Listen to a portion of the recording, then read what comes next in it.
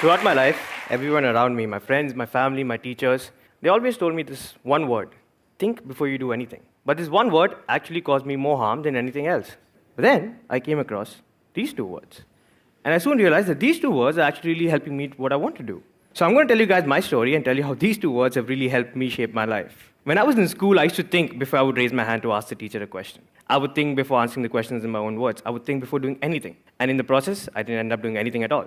But then, in 11th standard, I became extremely fascinated by the concept of filmmaking. The fact that you can take a small little handycam and then show the rest of the world what's inside your head, I thought that's a very, very powerful medium. At the end of high school, I went up to my mom and her best friend, Anu auntie, who always seems to take an active interest in my life. I told them I want to be a filmmaker.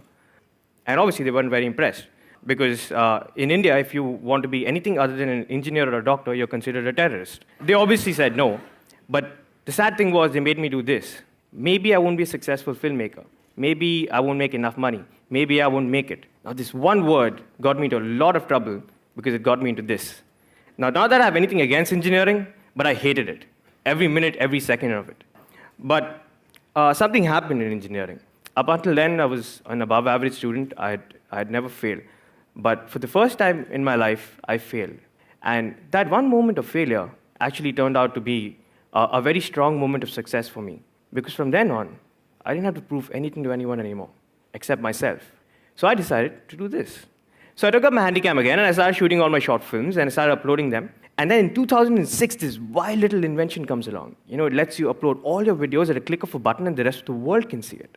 Imagine at that moment. So I started uploading all my films in, and I started making even more films. Soon people started noticing it, and they started giving me professional work.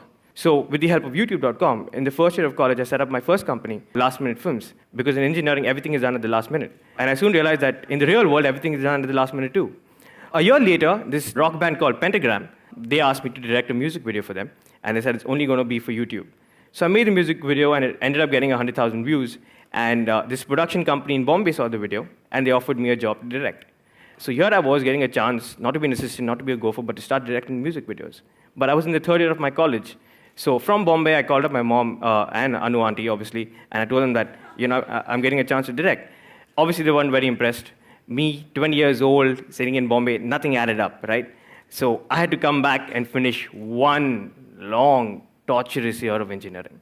Once I was finally done with my engineering, I decided that this is what I'm going to do. So I took a one-way bus ticket to Bombay. I landed up there. And I went up to the production company's office hoping that they'll have a job for me. And surprisingly, they did.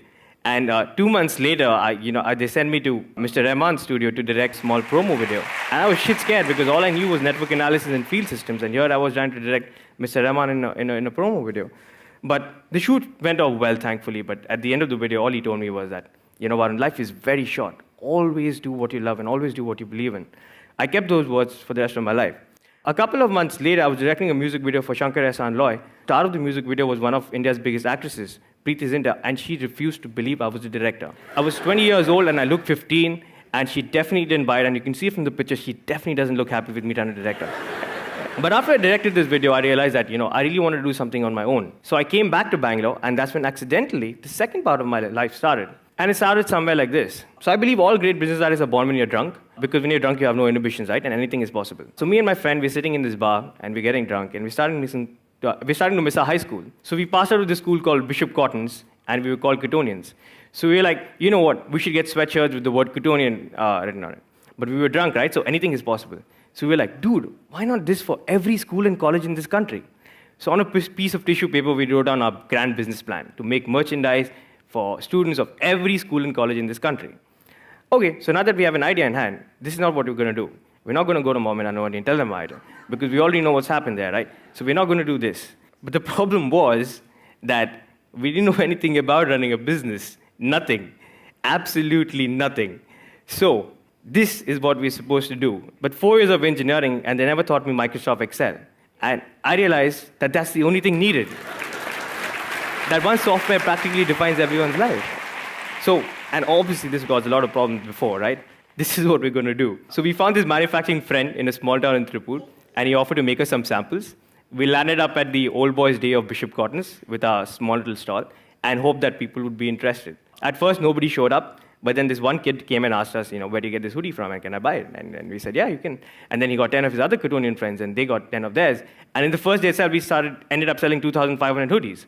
So that's when we knew that, yes, we have something in our hands.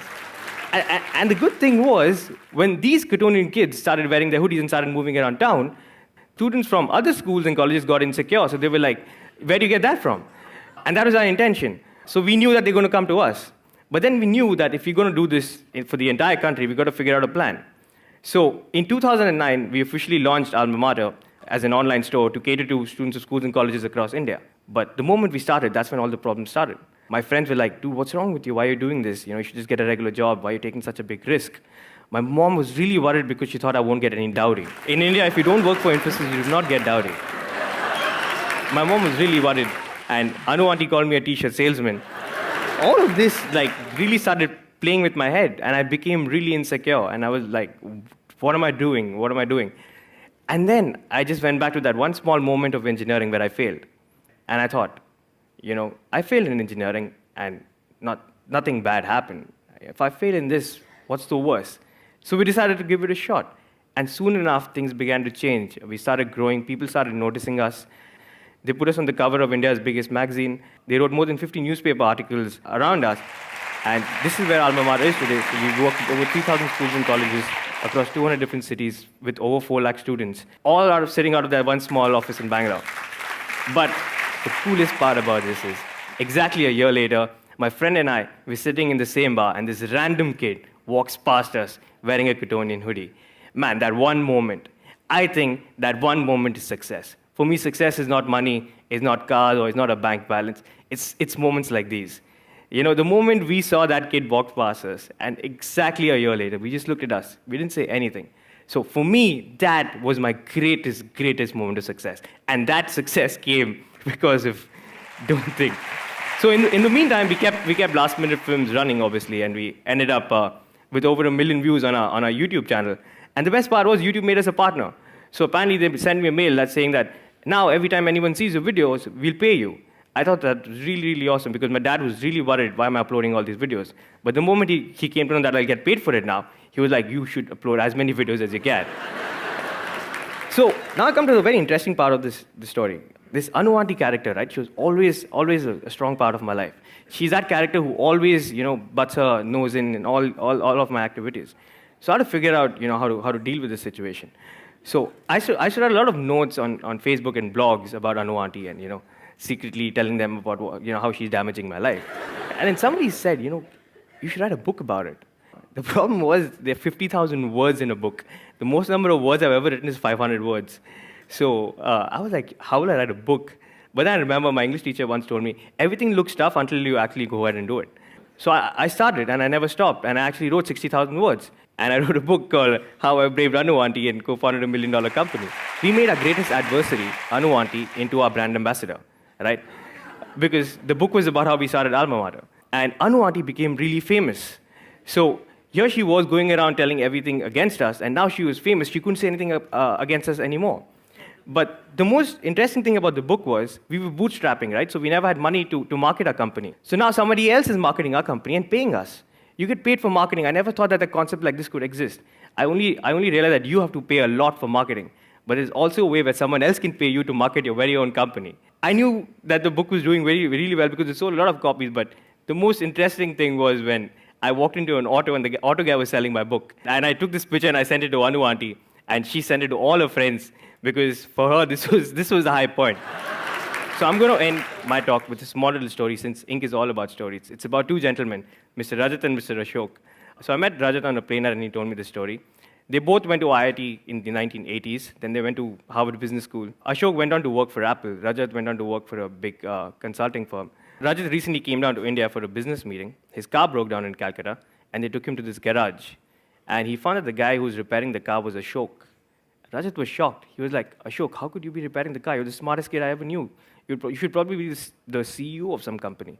Then Ashok told him his story. He said, you know what, I worked for Apple for a few years, and I came back to India, made a company that increased fuel efficiency, sold that, and then started this garage because all I really loved was repairing cars with my very own hands. Rajat was the one telling me the story.